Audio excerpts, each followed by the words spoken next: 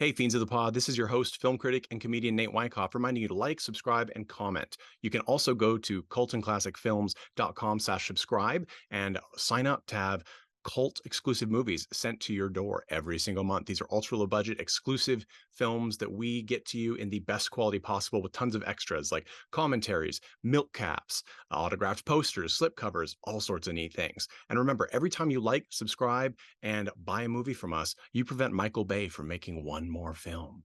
So go ahead, subscribe, and enjoy. Welcome to Cult and Classic. Welcome, friends and fiends, to finally a new episode of Cult and Classic Films podcast. I know many of you have been begging for it, and we've had a couple of new ones after our break, where we worked on some brand new things for you to enjoy. Today, we are talking about Easy A, the 2010 film starring Emily Stone. Yes, she's credited as Emma Stone, but just a couple weeks ago, she has made it clear that she would actually like to be billed and referred to as Emily Stone. So we're going to try that. I will probably forget, but we're going to do our best, Emily. And next week, we are pairing this movie in what we call Sex Ed with Emma Lee Stone. I got myself. Sex Ed with Emily Stone. Part 1 today is Easy A from 2010. And next week, we'll be talking Poor Things from 2023, which, of course, has had lots of buzz, Oscar buzz, all sorts of interesting buzz, really All divisive. kinds of buzz. Buzzing noises. Just Buzz. buzzing.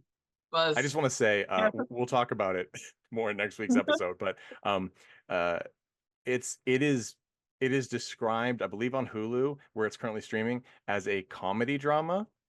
I do not understand that. I think AI that was is like a confused. drop down menu where there was just like 5 options, and they're like, I guess we're gonna pick one. I'm like, I would probably have picked sci-fi drama or something else, but yeah, comedy drama. Well, people will be surprised. Okay, so today we are solidly in the comedy area. Of course, I'm your host, film critic, and comedian Nate Wyckoff, and with me today we have longtime contributor Mandy Longley. How are we doing, Mandy? Good. I have one more M&M to eat, so I'm so excited. And then Easy A. Yay! That's my day. And then you're like, and then nothing. And then nothing. Then sadness.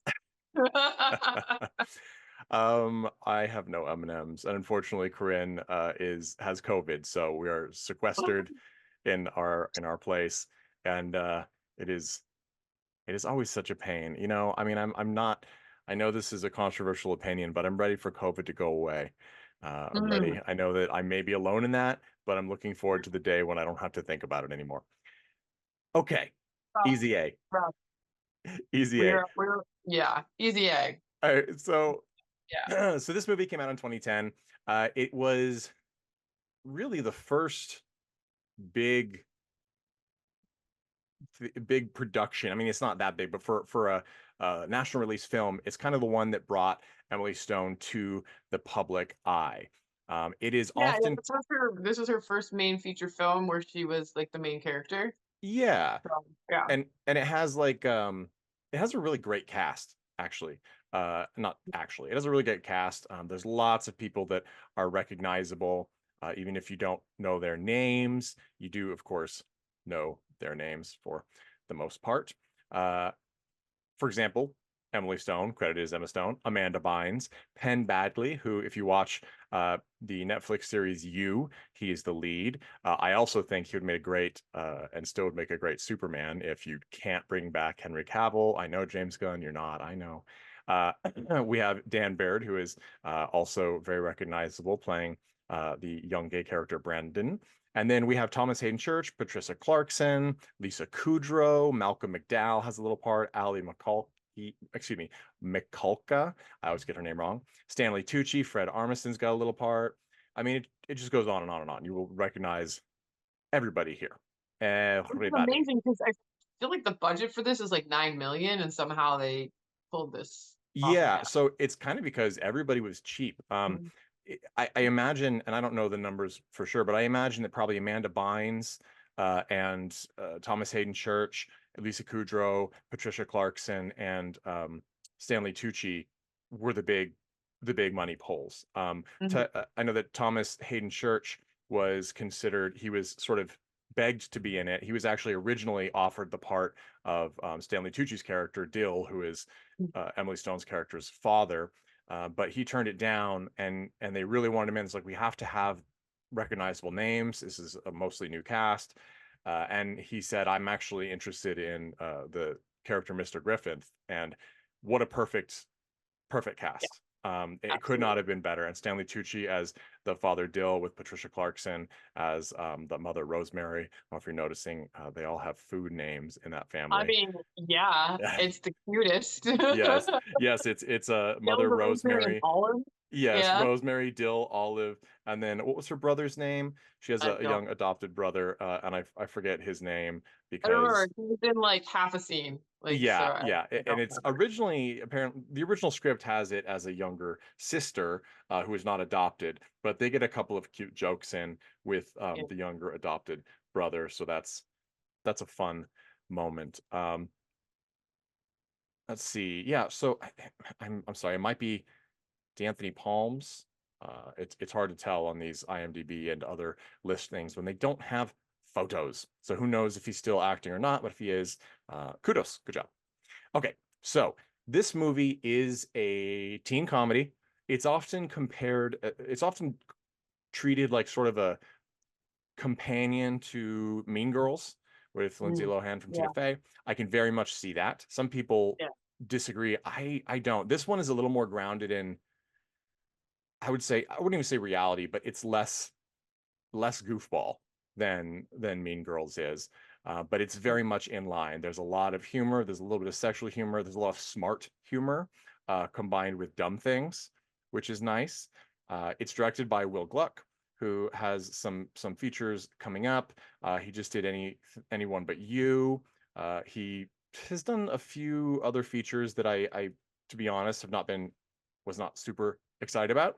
But they did pretty well. Peter Rabbit and Peter Rabbit 2, Anyone But You, as I said, which was Sydney Sweeney's somewhat recent attempt into mainstream film, which I think probably did pretty well for her. It was relatively well received. She also did the Annie from 2014, the sort of serious, sad Annie that people were thinking would be more fun. Friends with Benefits with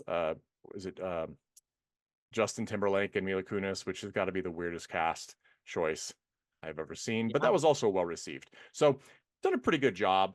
Done some romantic comedies, some animated films primarily, and so this is right in his wheelhouse. This was one of the first. And then it's written by Burt V. Royal, who you also recognize some of his projects. He's worked on a lot of films and been a writer for 8, including some TV shows. I'm trying to think of what would be most recognizable. I mean, Easy A is clearly the biggest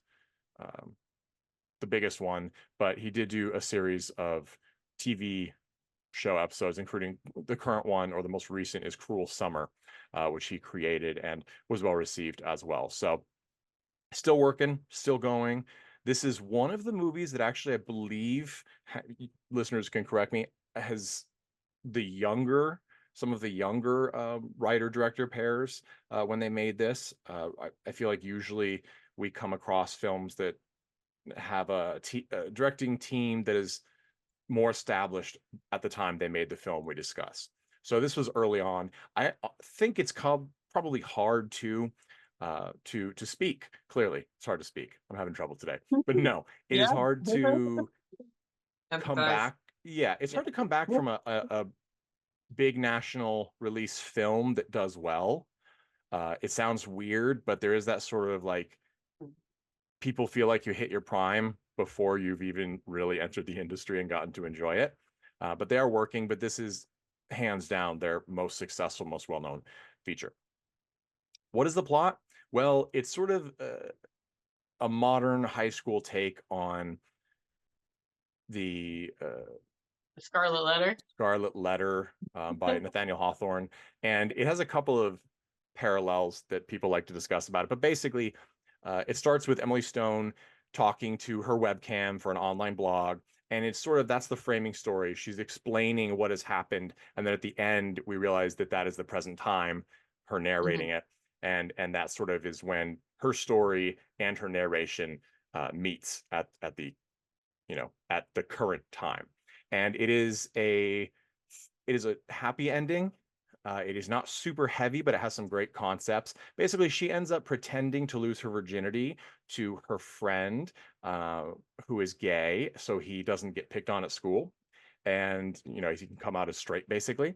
And he ends up telling some other people who have problems, either they're sort of nerds or picked on, and she ends up accepting gift cards for fake sex. So people can say they've had sex with her or cop to feel, whatever, and be cool. But what happens is, of course, is unlike the men, she faces the double standard where she is treated poorly. And Amanda Bynes plays the sort of zealotous Christian girl who orchestrates a lot of her misery throughout the movie. We also have her friend, who we'll have to talk about because I think she is sort of a vicious character in many ways. Rhiannon, played by Ali McCulka, who does a great job. Interestingly, I think she's actually younger than Emma Stone. I could be wrong on that, but they're pretty close. But she does, to me, when I first saw this, I thought she was much older.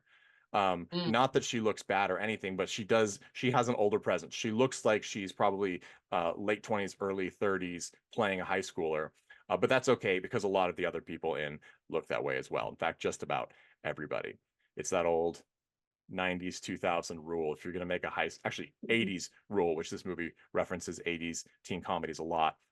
If you're going to have a cast in high school, they all have to be in their 30s. You can't have one person 18 and one person 35. Not going to look right.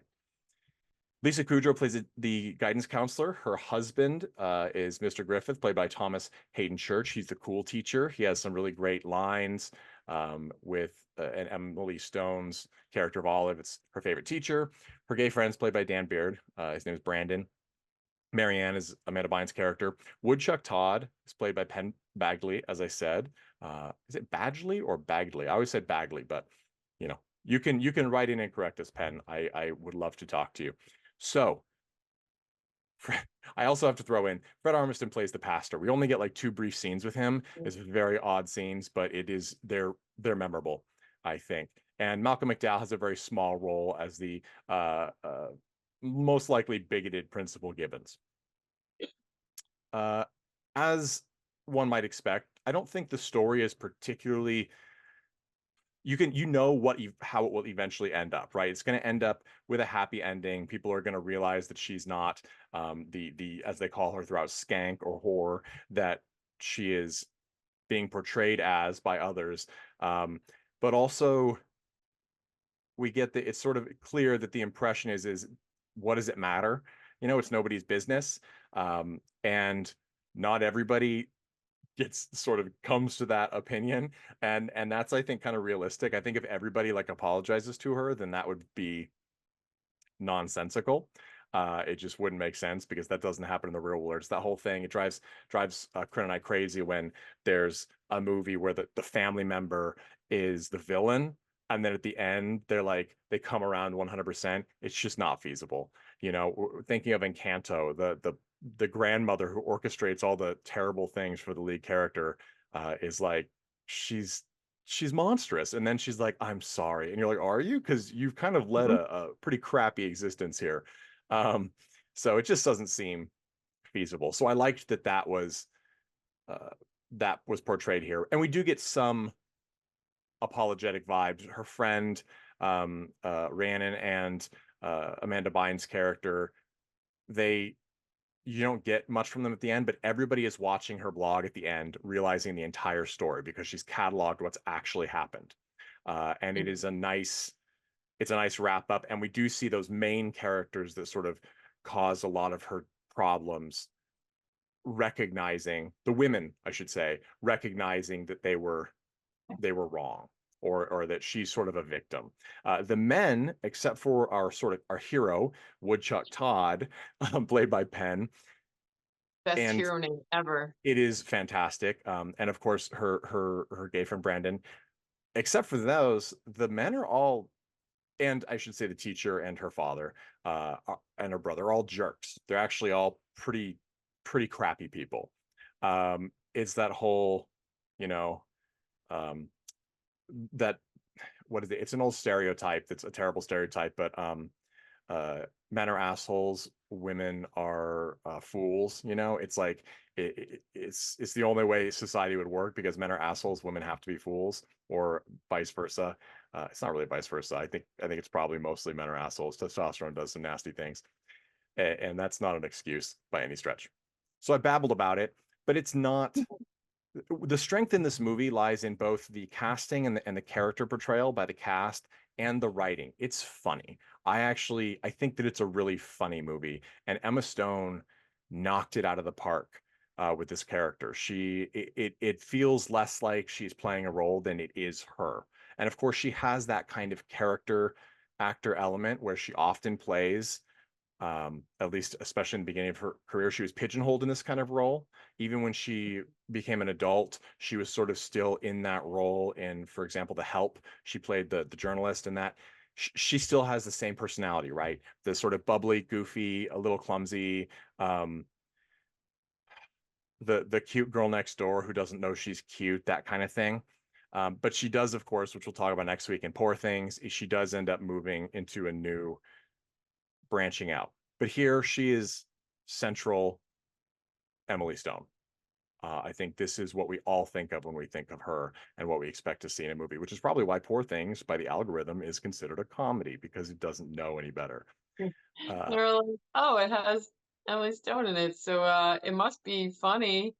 Yeah, exactly. I You're mean, like, she is still kind of clumsy, and now I mean we'll talk about that right. next week. Yeah. But yeah, like The I guess physicality is there, but yeah. little different scenario. And she's, she's tried to branch out before. She's supposed to play the bombshell in a, was it Gangland, Gangsters? I forget. I think Sean Penn is in it. It wasn't super memorable, but it would just, whereas it's not that she did a bad job, she felt miscast, right? Like you expected someone like Charlize Theron, or Yeah. those out of their budget, I'm sure, but you know what I mean? Like you expected someone who has, who seems like a confident woman, whereas Emily Stone, she will always appear as a girl. She's always the ingenue. I Yeah. can't imagine her looking old enough to play, the mother, etc. Yeah. But who knows? Amanda Seyfried recently did an interview where she said, once you Yeah. become a mom, that's the only role they'll ever cast you as. And I'm like, Amanda Seyfried? She will never Really? not look, you know, Like she could play a 17? teenager now. Yeah. So, and she's my age. So it's just one of Yeah. those things where you've got a lot of things working against you as a woman in Hollywood. But this movie, Easy A. Mandy, let us move on to the personal discussions here, part of the show. When did you first see this movie, and what is the experience you have had with Easy A? It was really funny is because I saw Easy A immediately after I watched Poor Things in the theaters.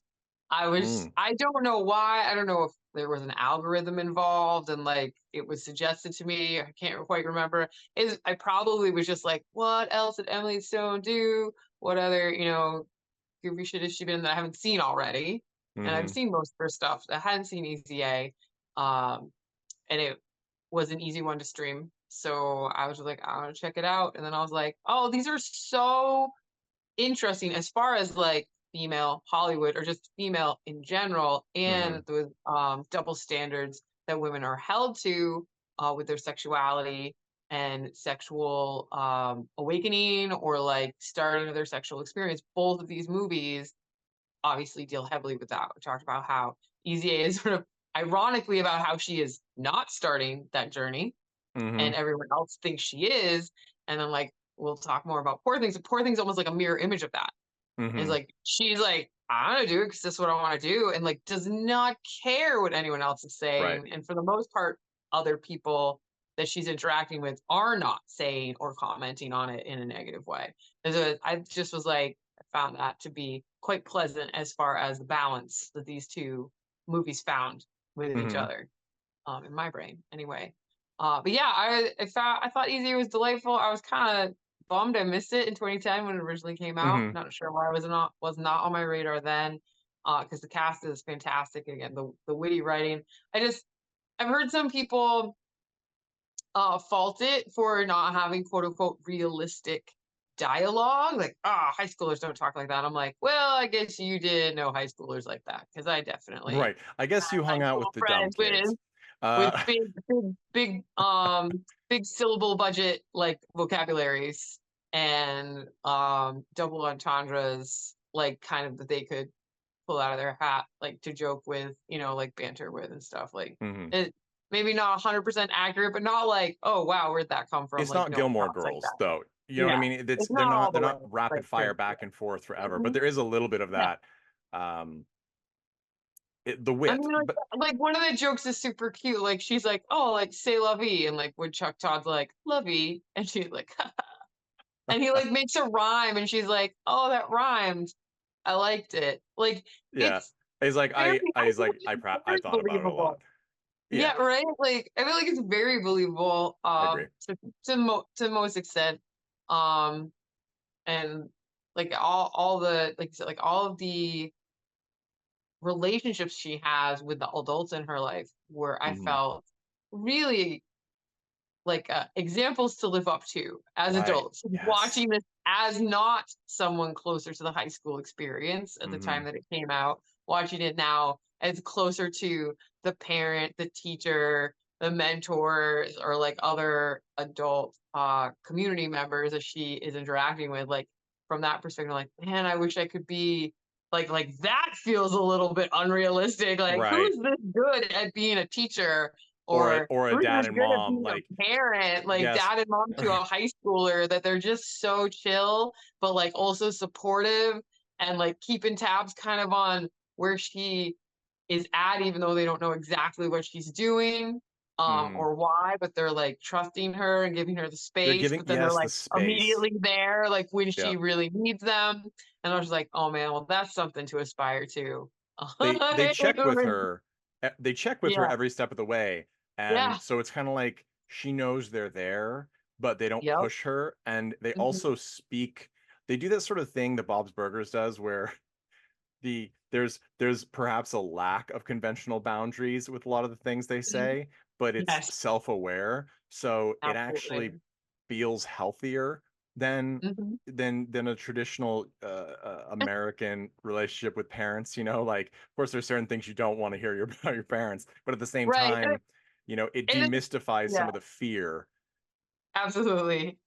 I like the way that they were written because, like, even though a lot of times she was speaking to each of her parents individually, like, their through line on, like, the things that they were saying and the stories they were telling you, like, they were on the same page, Hmm. like, all the time. And I thought that was cute that, like, the writers took the time to, like, Yeah. literally, like, kinda, like, tie them together Hmm. in like a unified front, even though she was interacting with them separately. They're Yeah. on the same page. It was good. And So that was and nice. yeah, and as you All right. mentioned, uh Church, Hayden Church is a fantastic teacher. He comes up to Mhm, her a lot and comes up to her friend Rhea a lot and sort of interjects when something needs to be addressed, like language or just like basically checking in because as Olive starts pretending to have sex and she's being seen as a slut for lack of I mean there's many words but that's pretty accurate how they're yeah, treating how they are explaining what she is which we mm, know is a problematic term and he shows up to check in, but the things he says, he's so dry and so without but it is exactly as you said, it's what you want to be as an adult mhm, to people that look up to you. You want to be present. You want to sort of you have that level of hierarchy where they know that you do have more power than them, but at the same time, you're using it as a symbol of strength and reliability for them instead of fear mhm, or any sort of um, you know you're not going to hold that power over them, which is wonderful, which right, is interesting because there's the big plot point where mhm, the Amanda Bynes characters with Marianne her beau is she's part of this Christian circle, right? Is this very old high schooler. He says online it says 22, but in the movie it says almost 21. He's yeah, been held back many times, but he has actually been having an affair with Lisa Kudrow, Mr. Griff's wife, the teacher's wife, who is the guidance counselor, right? Which is quite, She's like that's the one adult where you're like, I hope I am never this terrible yes. You at think being adult. she's not good, right? She's a bad, intimidating, sort of, she's just a callous Like, guidance yeah, counselor. And at the same time, you don't think she's a bad person. And then eventually when Olive's like, look, we have to bring this out. I can't do this. Like it's hurting. I can't be this person. And at that point, Lisa Kudrow's character has moved on to like, well, I made a mistake sleeping with a student and you made a mistake lying about it. So I guess we both have to sit in the bed we're dealing. And you're like, excuse me? And then yeah, she like threatens her, like, who are people going to believe? And you're like, and Lisa mm, Kudrow, what a great job playing against type, yeah, because yeah, it always they were smart to cast her, because it's not just a chance for her to sort of step out of the dumb good mhm, person role that she plays in everything she's done since Friends, yeah. um, but it's also this, we see her that way. So when Mhm. she doesn't act that way, it's It like it's absolutely tricks you into just thinking that she's kind of clueless, and then, yes, like, you get, like, this full 180, and you're just shocked because of your assumptions of, like, what her usual type is yeah, for, like, casting, and you're like, "What?" They and did her well with that one. They yeah, did and her very well. scenes, they were smart. I don't know if it was her choice, or if it was part of the script, but she doesn't, you expect that kind of character to be very cold, calm, and calculating. She's not. Mm, She actually panics and cries, and does she has these breakdowns, and even when she's threatening Emily Stone's character with like yeah, telling everyone that she's a liar, she doesn't just say it. She starts to like repeat it, like she's having a moment. She's having mm, this additional breakdown. Like the pressure's always there, and then when she leaves, her smile disappears. Like they give her the extra beat. They give all these characters, the both the teachers, I should say, this extra beat where you see their faces, because at mhm, they're so good at their job that they are communicating additional. We know exactly how they feel about what just happened, and that's going to inform the next time we see them, what's going on with them. mhm, Um, I also really liked that we never see Hayden Church's character be like, like we're getting a divorce or something. Like he never mhm, tells them. We don't see that. In yeah, fact, after Olive sort of blurts out that mhm, that his wife's has had an affair with a student, yeah. which is obviously from There her was, like, an stress. STD involved and stuff, which I think, Yeah, chlamydia, and and she, it's like, like, she realizes that she was messed up by getting involved at all, and, yeah, like, yeah, yeah, it was a great, like, growth moment for her in the film where, like, kinda opened her eyes to, like, what was going on. and a lot of Um, pressure for her too. You don't yeah. blame her for, because she's Oh, like, I feel no. bad. She apologizes to him basically in her video blog, Mhm. like, I'm sorry because this is the one thing I truly regret. I broke up a marriage. And you're like, well, you don't give yourself that much power. Yeah. No, She broke up a I mean, marriage. like, and also, like, any high school student in that situation, I cannot imagine them You should tell handling it someone, better, you right? know? Yes.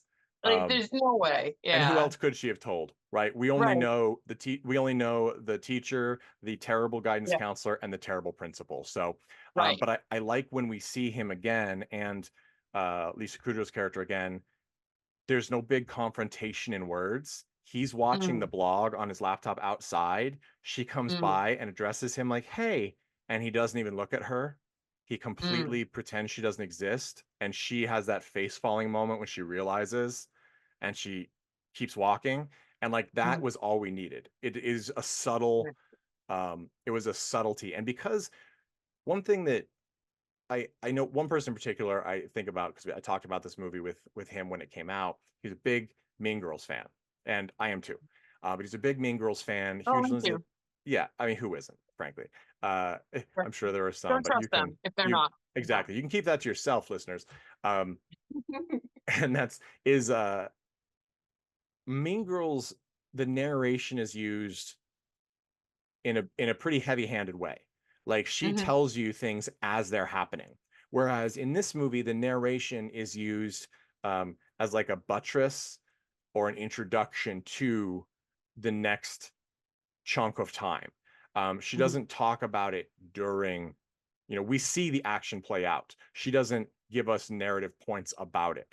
And in that way, it feels, I think it requires that the film be a little bit more realistic.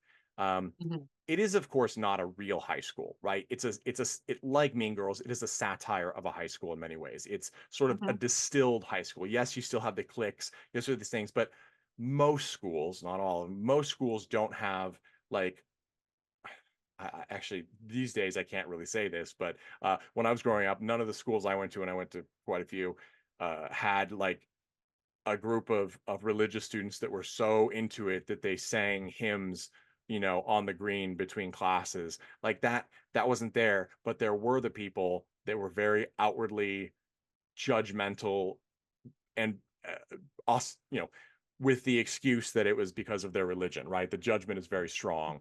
And so that is a real thing that happens. And we meet them in the real world. We meet people like that. Hopefully, listeners, none of us are like that. But if we are, maybe we need to reflect a little more on ourselves.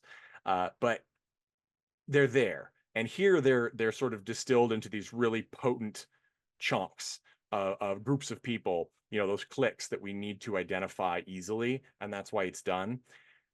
There was a I saw one like in researching the movie thing where people were like, the amazing thing about having this realistic high school portrayal is that the director Burt didn't actually go to high school. He was homeschooled. And I was like, okay, that checks out though, because it's not a realistic high school in that way. As I just said, it is heavily informed by other films and TV shows portrayals of high school, right? Mhm. Everybody's a little older acting than they would be. Um, Yeah. the things, the concepts and ideas to solve problems that these characters come up with is more adult. As usual, when you're selling a product or a story to a group of, say, teens, Mhm. traditionally they don't want you to write to teens' actual life for the most part. Mhm. They want you to write the next level of life. Right. It's why tweens read about high school, right? It's Yep. why high schoolers want to read about adults or college or stuff like that. Mhm. Like it's not always the case, but it is Mhm. heavily the case. Harry Potter is kind of a great example, right? Yep. Everybody read it, but the first group it was intended for were middle graders, you know, like up to eighth grade, right? But it was really in high school. You know what I mean? Mhm. It was a wizard high school, but that's what it was essentially portrayed as. So it was that's marketable. It's what they consider marketable. So in this case, they act more like freshman college students Mhm. at earliest than they do high schoolers. Um, but it doesn't matter because this movie uses those cues and those um, the iconography we recognize, the symbols for what are they called? We just understand. We see X, Y, and Z, and we know. Oh, I'm supposed to know this. I'm supposed to know this. It's shorthand. So when we see the religious character, we know. Okay, she's going to be a problem. She's super judgmental. She might have a pun intended come to Jesus moment later on, or she might not. She might instead be sort of you know have the rug pulled out from under her in a comedic comeuppance. In this particular case, I do really like that. I actually really liked Amanda Bynes' character in this. She's so hyper judgmental, and then when we see her with her group the first time, she is judgmental. She's not particularly smart, and I say that because the highly religious characters, and frankly the ones in my experience that I meet in real life, they tend to be that way because they don't allow themselves and don't encourage themselves to question their Mhm. beliefs and activities and the things that they're taught. So when that happens, it's easy to be judgmental because if you're not judgmental, if you consider other people's perspectives, you'll innately apply it to your own, right? So it Mhm. doesn't work because it breaks down your schemas and everything you operate under, and all of a sudden you have to think, and it becomes Yep. difficult and painful. She's that way, but she also does the thing that you always think about when somebody who is extremely Christian or meant, you know, there are other religions as well, but when they're really judgmental, you're like, aren't you supposed to like let other people, aren't you supposed to let God judge people? Like, why are you so invested in making this person feel bad? She actually Mhm. acknowledges that in the movie. And she actually has this moment where she takes credit for it, but where she really like overly reaches out to Olive's character and is like, we're so happy we're friends. Like, I want to be friends so bad, like blah, blah, blah. And it's actually kind of really sweet, even though it's It's so cute. It super was so awkward. cute. Yeah. And then of course the sad part is that it's completely crushed when her her her beau, which they never actually say Yeah. boyfriend, but the guy that she is presumably involved with from the group, the Mm. older one who's having, it comes out that he has chlamydia, and he says it was from Olive when really it was of course from Lisa Kudrow's character, the teacher. And so then she goes full, pedal to the metal, kick this woman out of school. She's a harlot, blah, blah, blah. And it's painful, right? Like, because you actually saw something else in that character, and then you understand like that you wouldn't hopefully act like she does, but you understand her reaction. Like, who wouldn't be hurt by that if you think you've reached out to this person and friends, and then that you found out that they cheated on or with your husband or whatever. And then she's of course one who's watching. She looks sort of almost crestfallen when she's watching the blog at the end. And I really like that we just don't get any comment from her. I don't think, I wonder what you think about this. I don't think that Olive's friend, Ree, is particularly redeemable in this movie. No, and I heard she's not. She's definitely like not a very good friend. And like it's interesting because Olive doesn't really have any other friends, like close friends. Like this is her one friend, and like she's not even a very good friend most of the time. Yeah. She treats Olive quite poorly. I did like in my own digging and research on the film, I did find a thing, like a note that was included in the original screenplay that said something like when she's watching the video blog or like the webcast of Olive telling the story, like she has this revelation that she was like in love with Olive, and it was supposed to be played off more as like a gender queer, like gender like At least or gender code.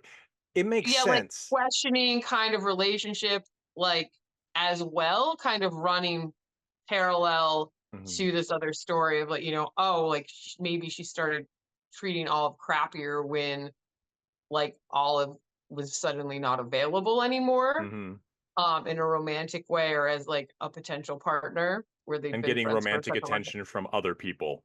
Getting romantic attention from other people, except that they did not put any of that in the film at all. She just comes off as a bad friend. So I found it super interesting that it was written into the screenplay that way. And then there was like zero effort made to even at the very, very end kind of give you that little breadcrumb to then like follow back through the other interactions. Clearly, you're right. It clearly was removed entirely because it kind of makes sense. It makes sense. I can see that happening if this were a novel. I understand as much as we love to see genderqueer content. In 2010, it would have definitely had to have been heavily coded versus actually explicit.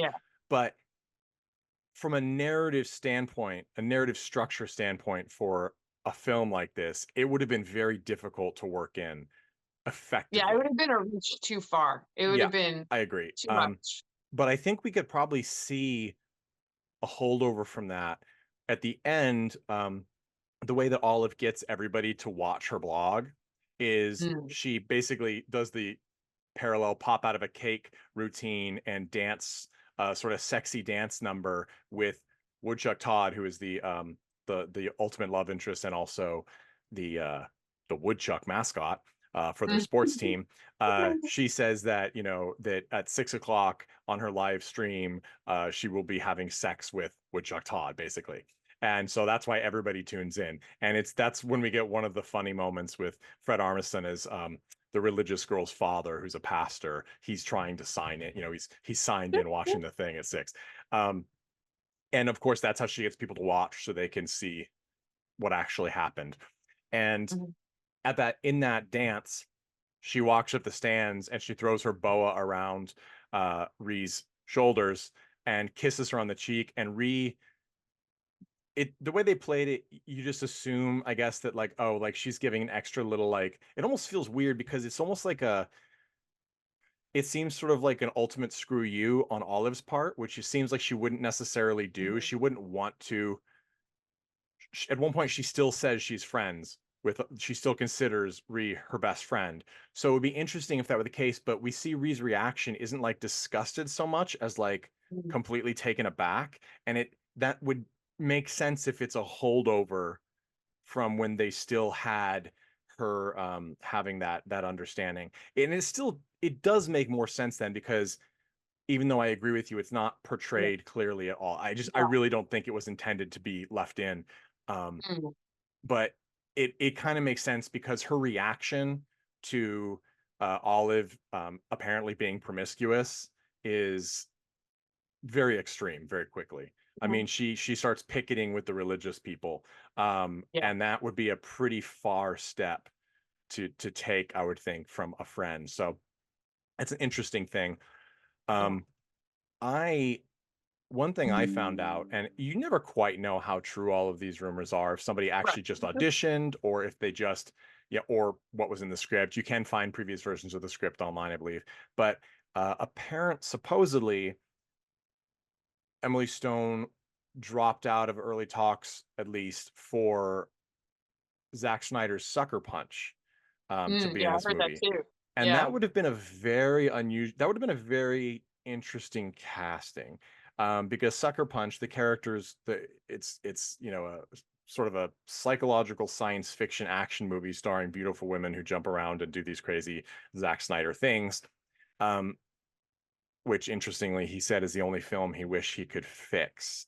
And that's pretty common from a first big film, I feel, or a first, I don't know if it was his first, but an early big film. Guillermo del Toro said the same thing about Mimic, etc. Studios have a lot more power to change what you do. But it would have been interesting. I sort of see the same problem, and maybe we wouldn't have had that problem had she done that movie instead. But I don't see her as that kind of character that could be, she couldn't portray a woman with the strength necessary to have the assurity that the characters in that movie had when they're in their little mental landscape land. But it would have been interesting. Um, and we just see how it happens. This is much more, to me, fitted. I would have put her in this movie, even if it was just on paper, I'm fairly certain, rather than that movie. There's some really good lines in this. Um, Mhm. there's, of course, she talks with Brandon, her gay friend, about at one point about Huck Finn, saying basically that essentially that there's no way white people would let a young white boy run off with a black man. And then she gets this girl who we don't really see. It's kind of a weird moment actually, but she runs up to Olive's like, I'm gonna get Brandon to tell the truth that we didn't have sex, and that way um I'll be able to reclaim, like I'll be able to get out from under this pile of judgment that I have, and my name will be cleared. And then as she's essentially on her way to do that, uh, a girl runs up to her and is like, "Did you hear? Brandon left his parents a note that said I'm gay, bitches," and ran off with a big black guy. And she's like, "My apologies to Mark Twain." And like it was just Mhm. such. My wife and I say that line to each other all the Yeah. time. You think it doesn't apply? Oh, it applies. Um, Mhm. yeah, here's the quote from her about that, so I don't misrepresent. Ironically, we were studying the Scarlet Letter, but isn't that always the way? The books you read in class always seem to have a strong connection with whatever angsty adolescent drama is being recounted. I consider this, except Huckleberry Finn, because I don't know any teenage boys who have ever run away with a big hulking black guy. I'm not sure out of context how well that quote will read, but it really sets up that later joke pretty fantastic. And it's nice too. I mean, it's 14 years ago. This movie doesn't feel that old, but then again, neither do I. Um, Yet I am. And at that time, still, even though it's less than 2 decades, having not just having seeing a gay couple on screen, but seeing someone who's supposed to be in high school and gay on screen, um, Mhm. lying on a bed with a shirtless black man or another boy, really, um, that that was something you just didn't see very often. I mean, even in Mean Girls, of course, we have Danny Franzese as why can't I think of his character's name? But the gay friend, and there's a possibility that her goth friend is also gay, but we don't see them interact with other gay people. There's no relationship, there's nothing else. And so to see this, where we actually have physical contact between two young people who are gay, it was surprising. And I very much, I noticed it then, and I still noticed it now. And I think that a lot of people, I wonder if anybody who was a young queer person took note of that or recognized that. And I think they probably did, because we just didn't see it very much. And if you did, it was not in a teen film. Or like so positively portrayed. Right, Jason was like, right. he did the damn thing. Yeah, Like, right. you know, If it was like, another movie, he would have killed himself because his parents wouldn't have accepted him. Like, that's as far as it would go, right? Like they can't be happy. Even if it's like it's they can do, you know, they should be able to be who they are. Movies couldn't allow them to be happy.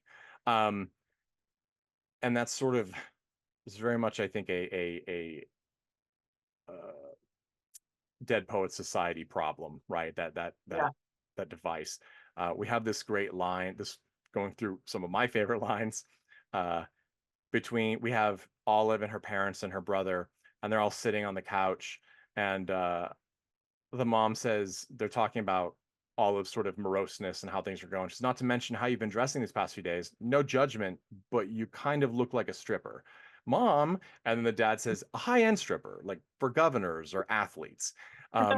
It's just this, I love the idea that it's like they switch the perspective. Oh, it's not about sex work judgment. It's about social hierarchy judgment.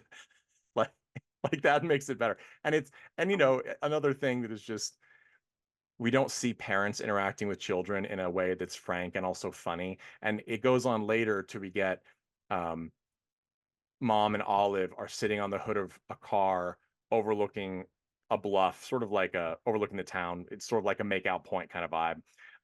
But in the beginning, Olive was there with her friend Ree, and here we get her with her mom, who is essentially her friend mom, and she's come out with what the issue is, and her mom's like, you know, you'll do great, you're amazing. I had a similar situation when I was your age. I had a horrible reputation. And Olive goes, why? And I just said, because I slept with a whole bunch of people, mostly guys. And like, you know, it's just this, it's hilarious. And he's you like, I don't, even dated a gay guy for a long time. oh my God. And then her dad later, it's like, or was it Their before? They're like, when dad is like, everybody's like, I was gay myself I for a was gay long for time. everybody. It happened everybody. It happens to everybody. It's fine. It's when they're like, because she has her friend Brandon when this whole thing starts, and he brings the idea of pretending to have sex with her up to her. It's in her room, and her parents are like, she has a boy in her room. And at one point, her mom comes in and goes, so your boyfriend? She's like, she's not my boyfriend. He's like, he's just, and she sits down and goes, super extremely gay. And she's like, and it's just like an accepted, like, yes. And it's a very, and that's when her dad later is like, it's okay. I was gay. I mean, it's fine. Like, there's no judgment. Just funny. It's just a delight. As you said, the parents, the adult, for the most part, the adult relationships with Olive are sort of the saving grace. And I do think that it probably speaks to many of us who had a tough time in high school, which is almost all of us. It's such a relief and so memorable when you have or find adults in your life who treat you as an adult, in such a way that they don't leave you to suffer because you're not an adult, but they also don't openly, what would you say? They don't openly address your age, right? You get the respect, but you also know that you can learn from them, and that's how you feel comfortable talking to them about things, and there's no judgment. And this movie does a great job of that. And at the same time, I do think that Lisa Kudrow's character is a way of saying, but not everybody. Not everybody's a good person. And the only thing worse than someone your age in school being horrible and miserable to you is someone with more power, older than you, an adult being a horrible person, because you truly do have more I power. feel like you and I could both call out like specific names from the high school we went to on Absolutely. both sides of that. Like, Absolutely. both No exist. question. Oh my God. And I mean, I don't know if this is your experience too. It's worse when for some reason those people, especially teachers, are popular with other students. Mm. And you're Oh like, yeah. and you're like, Oh yeah. they're awful. They're absolutely awful. I think I've mentioned this before. There was a college professor I had that was so abysmal, such a miserable Yeah. person. Yeah. Apparently he's much nicer now, but I mean, people are like, well, he was going through some stuff. I'm like, I was gonna irrelevant. say he must have been going through some stuff. He was He having a was. moment, I'm like, right? he was, but it doesn't resolve it with me, right? Like the pain is still there. But he was so miserable that I actually animated like a 4-minute short film where a dinosaur eats him and Love then it. has horrible, painful diarrhea. Like I actually did that Oh because man. I had to do something because I was so frustrated because you Yeah. really when you're young like that in Yeah. school, etc., you just don't have the power and ability and even the personal wherewithal to effectively stand up, fight back, push back, and have a chance of succeeding. It's just too threatening, Yeah. which is of course why there are judgments against people who do things or coerce younger people or people under them or Mhm. employees. It is a power play, and that is, Yeah. it's disclosure, except it's always with men pretty much instead of women, because we all know that in her prime, Demi Moore would never in a million years have sexually assaulted. Even in his prime, Michael Douglas just wouldn't happen. But that's disclosure for you. So, because that happens. And anyone out there, yes, absolutely, there are women who abuse, assault, or harass men and other people. I know, but it is not as common as Yeah. men harassing anyone else. Uh, all genders, all genders. Uh, Yeah, so I really liked this movie. If there's a section that I'd like to start that our panelist Jeff inspired, called uh, "All is Rewrite with the World." I'm going to come up with a better one, but Okay. if we ask ourselves if we were to change one, if we had one element we could change in the film, what would it be and Mm. why? So I think I can start. Mm. I would have found I would have found some arc with her friend, because Mm. the only reason remaining is sort of like the younger brother you said, who's only in a couple of scenes, wasn't really important. He was fine because he allowed for a couple of jokes, but that's about it. He seemed like a remnant from previous drafts, and Ree feels that way as well, except in the beginning she seems to be the foil. It's like they're setting her up to be like, well, she's the extreme extrovert that is paired with the extreme introvert, and vice Mm. versa, because we see those relationships happen because it balances people out, right? The extrovert can often be more themselves than they often are elsewhere with someone who's an introvert, and the introvert can actually be drugged to whatever they don't want to do because they're too nervous by the extrovert, and it's sort of it's a symbiotic relationship, but it doesn't pan out that way, right? We get instead we get, as we talked about, Ree being very unsupportive very quickly, um, and I feel like they could have opted for some other relationship, or perhaps you could have gone with that choice that screenwriters for a film like this have, where the resolution is that people aren't friends anymore, but Mm. you see that more clearly in a way that's resolved, and it can kind of tell, I think, people who are watching, especially teens, that that's okay. You don't have to be friends with people, right? Like Yeah. it's okay. Like it could have been like she could have come and apologized or something, and Hmm. and the apology could have been accepted and the friendship Yeah. still not resolved. Like, right? Like it doesn't, you don't have to accept um it's that Yeah, we're taught as, they did yeah. show, yeah, they did show that nicely at the end of Mean Girls. Is Yeah. sort of like, this is where we each kind of went, and like that's Hmm. cool. Like we each had different needs, and Yep. this is where we ended up going, and that's all right. Yep. Yeah, I would have. It would have been good to see if they could have fit it in, like to see Yeah, I mean, that in this, but or like trimmed her out more, I like agree. right.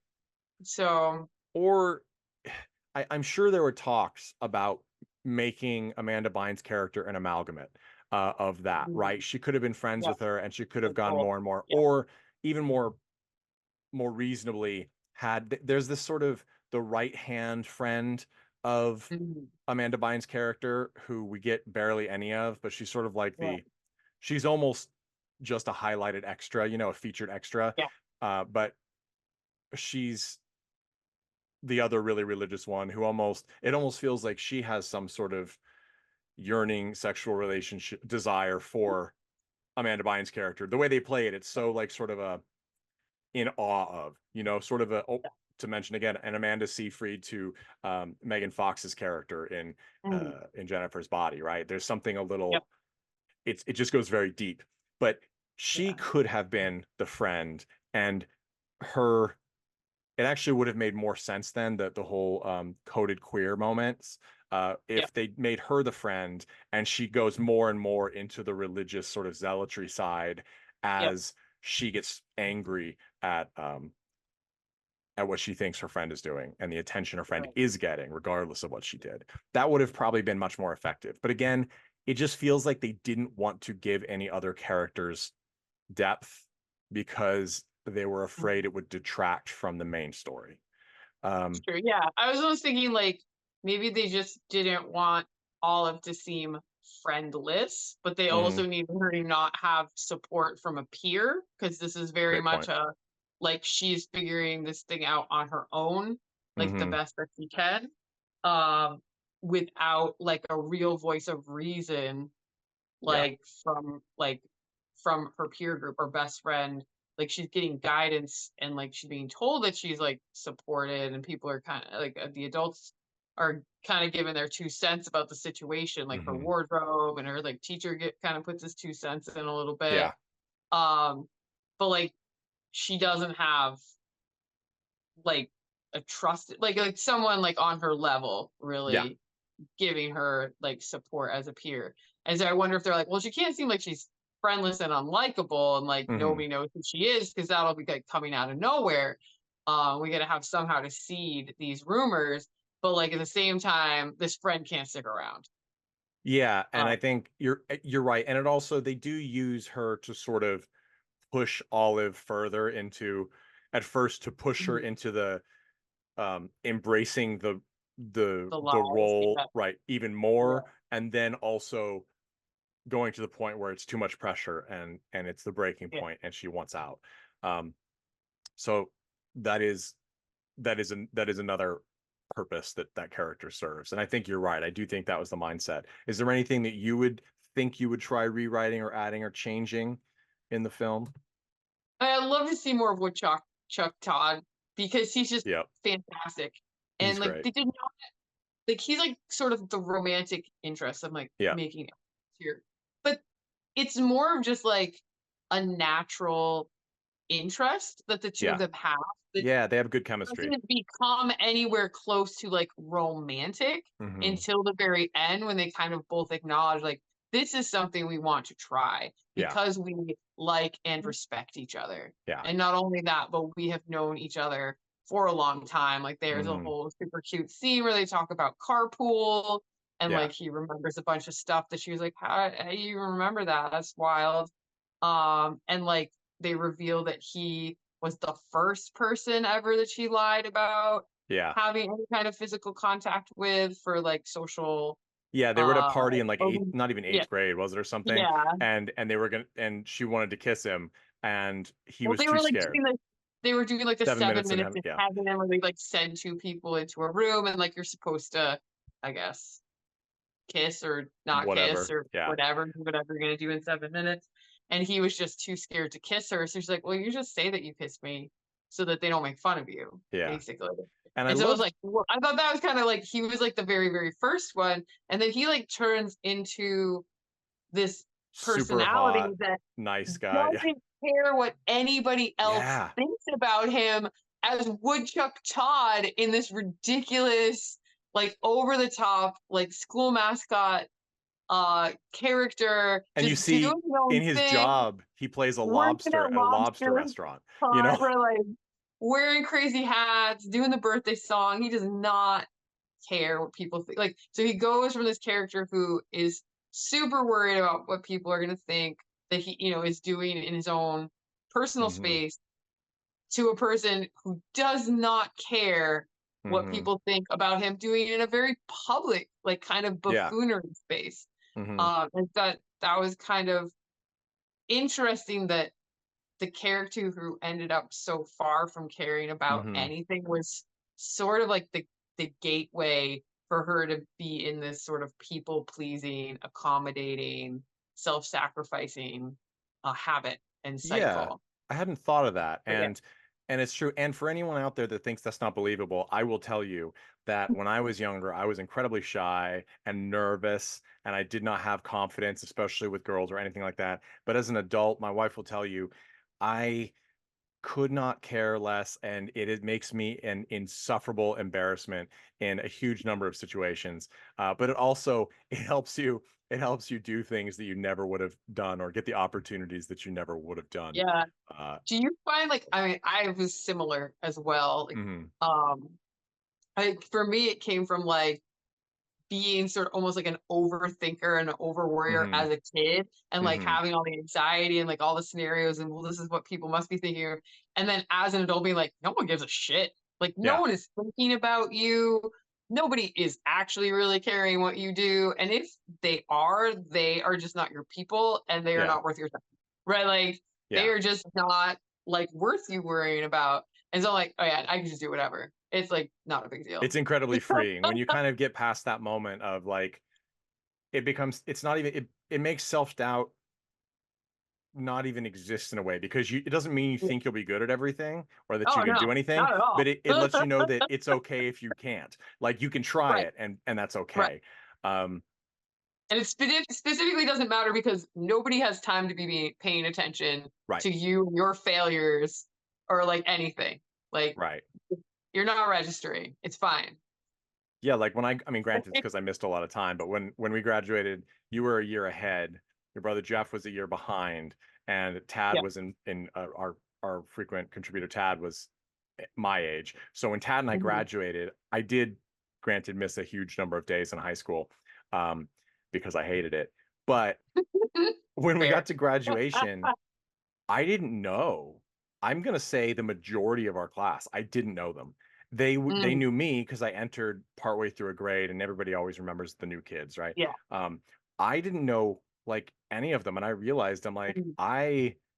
why would they Oh, care when and I just for context, our graduating classes were like 100 students. yeah, they're pretty small. Yeah. So, and the fact that I didn't know, I'm like, I sat next to two people. One of them I knew because I had a class with her. And then the other person I like never seen in my whole life. I swear to God, I Mhm. must have. We probably had classes together. We I don't remember any of them. yeah, with only 100 students, like, you would have had to have had classes with them. Yeah, Yeah. exactly. And I just don't know. Yeah. And so that was sort of an idea. I was like, oh, like, maybe I'm a little extra oblivious, but Mm, if I'm this like unfocused on other people's doings, then yeah. I can do whatever I want, and people are probably, not going to remember when I do something stupid. And then you learn further that you can do something stupid as long as you don't care, as long as you don't care what's said about it, Yeah, then people lose interest very quickly. yeah, Um, or absolutely. it's a claim to fame. That is another Right. option that Yeah. happens. So I we come to the recommendation, of Anyway, I course. would have liked Oh, to sorry. see more of him, but not Yes. necessarily for that. Not like really his character arc, just because he was such a great character, Yeah. and like their interactions were so great. But probably like more would have spoiled it. So like I It's recognize hard. that. I Yeah. wanted more, but I recognize from the movie making perspective and writing, Yeah. having him there more would have ruined it. So Because that you would have, it would have been even more of a clue that like they're going to end up together. And which I see. And also, like you said, their interactions were good. And also, until they both have that frank conversation that they both, are attracted to each other and have liked each other in one way or Mhm. another since they were younger, it's been Yeah. like this, they have like a very cute but not sexual or romantic relationship at all up to that point. Like you Mm, said, like he talks to her in passing, she talks to him, and then he's like, all right, see you later. Like, it's not, which is a much probably healthier way than Yeah. almost all of us have experienced or done, not just in high school, but in life in general. And I'm reaching towards the camera. If you're watching on YouTube, youtube.com/@CarltonClassicFilms, that is very unsettling. But yeah, I agree. It was nice. He also, I feel like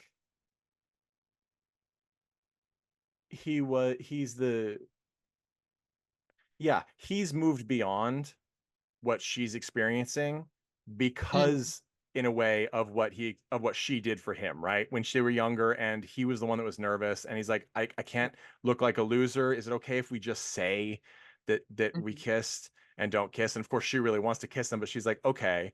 And then like, you can't help but feel, they don't need to explicitly say it, but that, oh, it's sort of like Batman creating the Joker, right? She created him because in a way he was so nervous, and then he saw that for her, oh, she just took that bullet and for me, and she's still cool, right? Like she's okay. And so can if I can get there, then I don't have to worry about anything and I can do it. And then he ends up being able to do it for her, and helping her with that whole Yeah, I think he also was like, oh, she did this for me.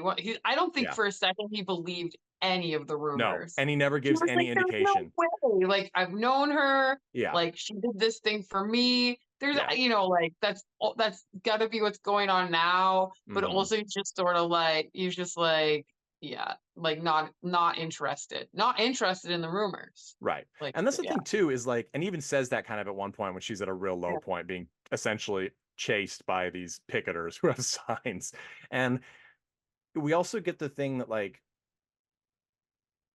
these people wanted to believe that mm, that someone was below them and that they could yeah, that they could harass her like this, because it was very clear it was because of the people who were essentially desperate mm, to have some sort of image fix or something, that went to her and asked her to pretend to be have had sex or whatever with them.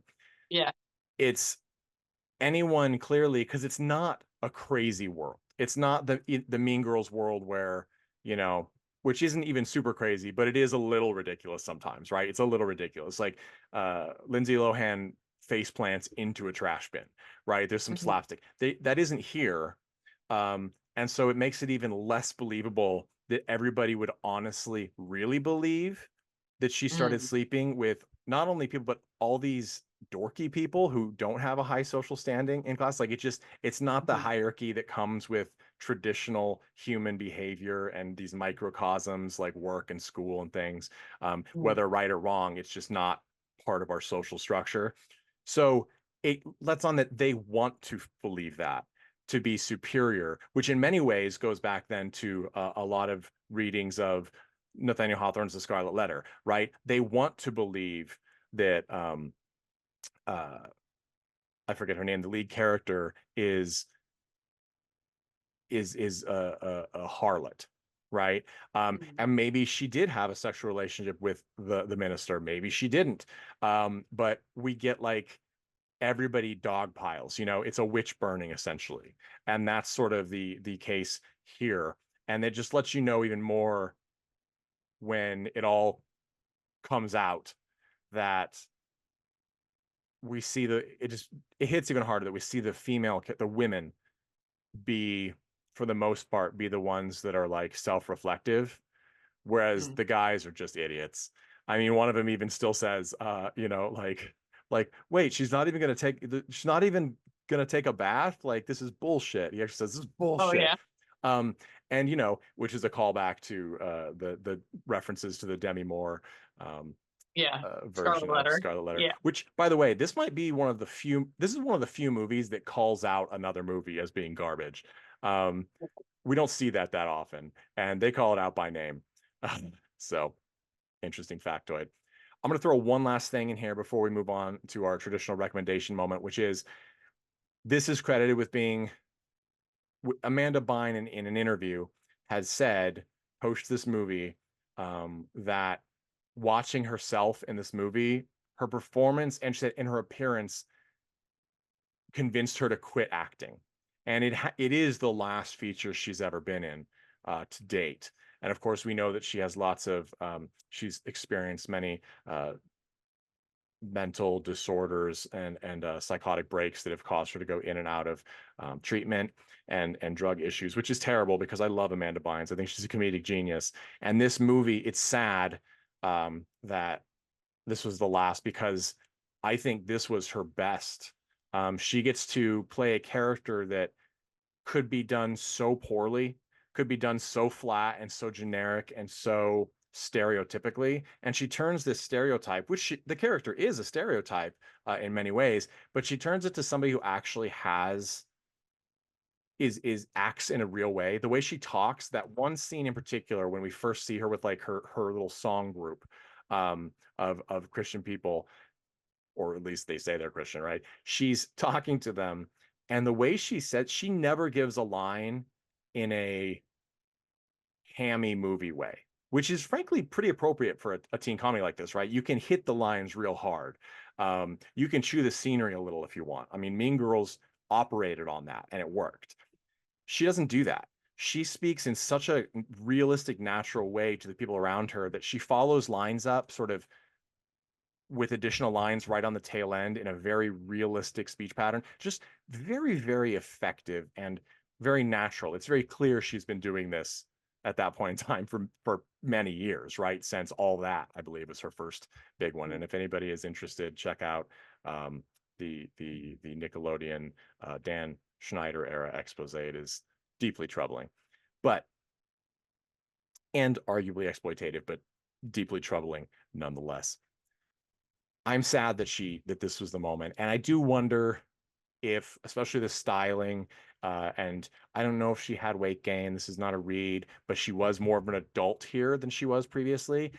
She had mentioned her appearance. Clearly, she did not like the way she looked, which unfortunately in Hollywood, especially for a child star who's grown and is no longer like a size 0 by nature, as a kid, we see that happen, that sort of self-conscious dislike from people who grow up and are still in acting, and it's sad. I hope that she's able to do as Lindsay Lohan is I think getting to the point where she'll be successful again, where she can come back and join, because she is fantastic in this movie, and I don't think it would have been the same had they put in somebody else.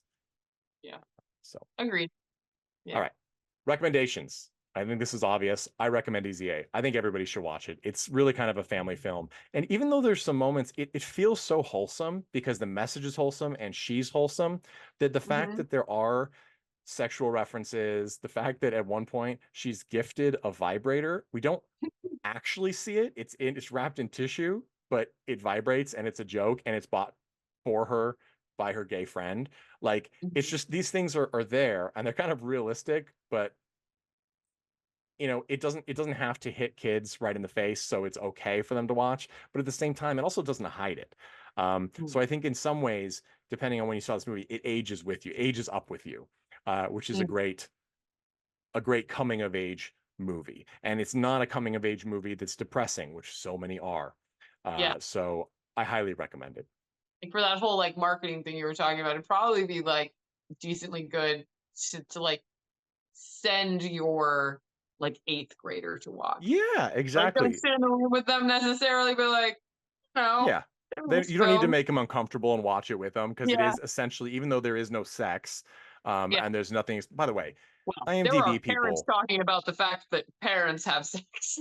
Right, exactly. Would be mortifying. It's squarely the Right. adult, squarely the adult realm, but it is Deeply portrayed. scarring. Yeah, with parents in the room. Yeah. I just have to say, anybody who goes on the aggregates, like Rotten Tomatoes, IMDb, etc., IMDb is often the wonkiest based on their review methods, how they aggregate the scores of reviews. But I just want to say this. There's an option that IMDb put in several years ago, I believe, to rate violence, sexual or nudity, etc., several different levels, language, so people can put in specifically what they thought it was it moderate, you know, light, none, heavy, violence, etc. And they can actually put in instances that give it that rating to them. And I will just say this movie for, let's see here, I gotta read it because it is banana sandwich to me. For sex and nudity, they put moderate. Okay. And that's ridiculous because moderate is also used for films like I think some of the, was it Showgirls that's no, Showgirls, they're it's ridiculous. Like this should be light. This is this is the first one that is listed on as moderate. And by the way, 67 of 160 found this moderate. Tell me how that makes this the score. Anyway, that's what I'm talking about. The aggregate is skeptical. But the first list is: a girl is briefly seen taking a shower while singing and shampooing her hair, about 10 seconds. There is no nudity and the scene isn't meant to be taken sexually. That is one of the reasons why this gets a moderate rating. By the way, it, along with several other scenes and references, are to John Hughes movies from the 80s. We have everything from High Fidelity to, well, High Fidelity is another romantic comedy, but 16 Candles. We have several scene references and recreations, like the mohawk in the shower scene to Ferris Bueller's Day Off. So, you know, and this is another one. No graphics, like Breakfast Club, yeah, as well. Judd Like, Nelson. They even have clips. They even have clips of them.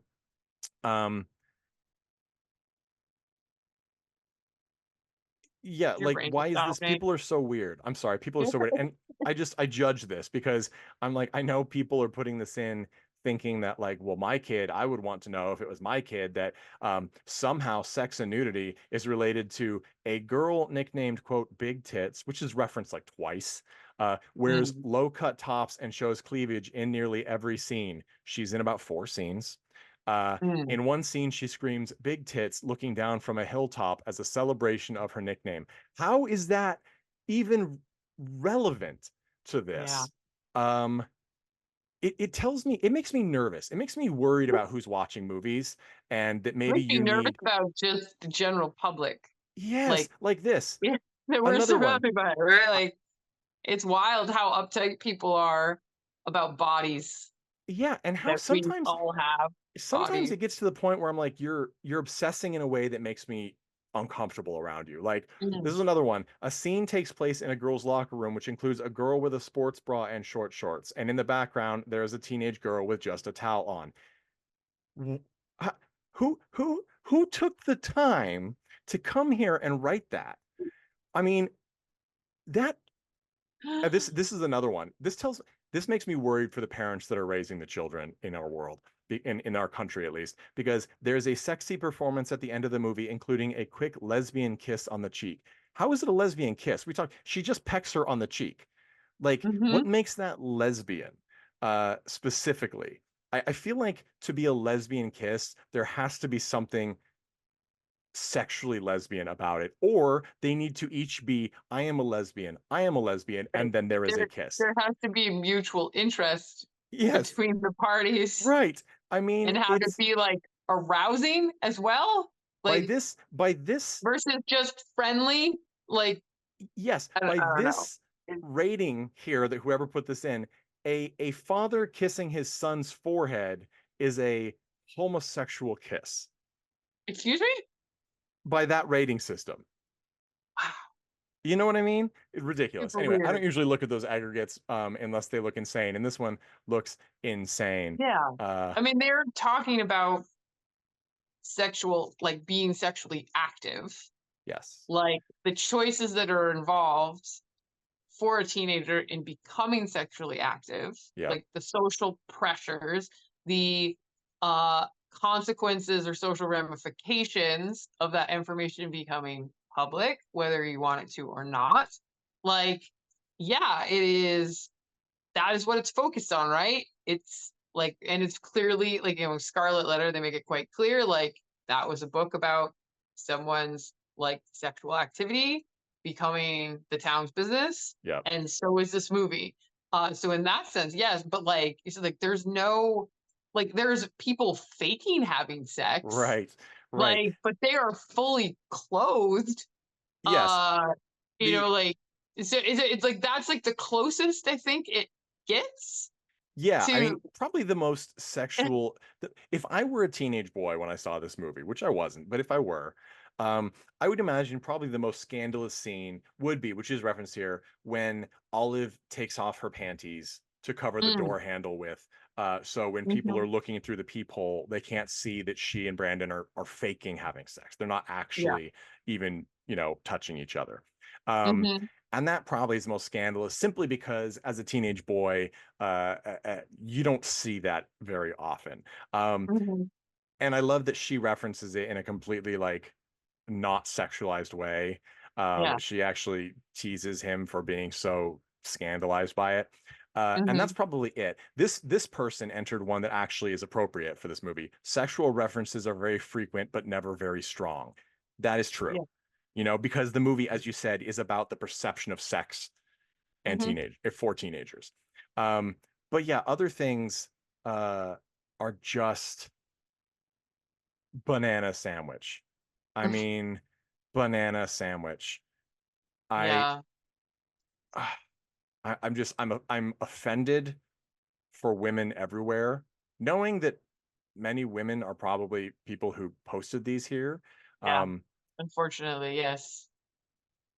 and it's like, what becomes like at a cookout with friends' parents, the mother's bare breast is placed against Olive's face for a couple of seconds. The whole side of the breast is clearly visible. These people, Mm. I'm like, the internet existed when this film came out. So whatever jollies you're getting from this movie is unsettling, because I don't know why you're placing that interest here. Yeah. Anywho, all right, that's just my ending. That's to end this film. Go see Easy A if you haven't. It's currently streaming on Roku. You can rent it online anywhere. You can buy the DVD or Blu-ray, and I believe if you are an anarchist, you can also find it streaming for free on other places where you don't have to pay for it. Wink, wink, nod, nod. However, I believe in using things that I enjoy and paying for them, unless the money's going to the wrong people, in which case, screw you. You don't deserve any of my money, Elon Musk. Thank you all so much for listening to Cult and Classic Films. To play us out, as always, is the Chud with All About Evil. And we will see you next week with the second part of Sex Education with Emily Stone, aka Emma Stone, when we talk about 2023's Poor Things.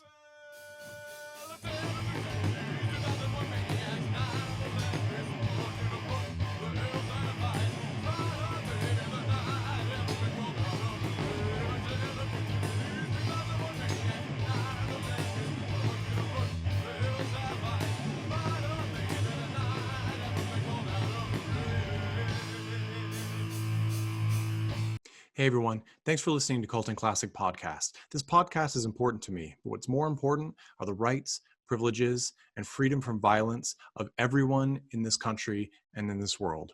And that means supporting Black Lives Matter. If you'd like to make a donation, please go ahead and visit cultandclassicpodcast.com, where we have a list of places you can donate and help out. And please stay safe.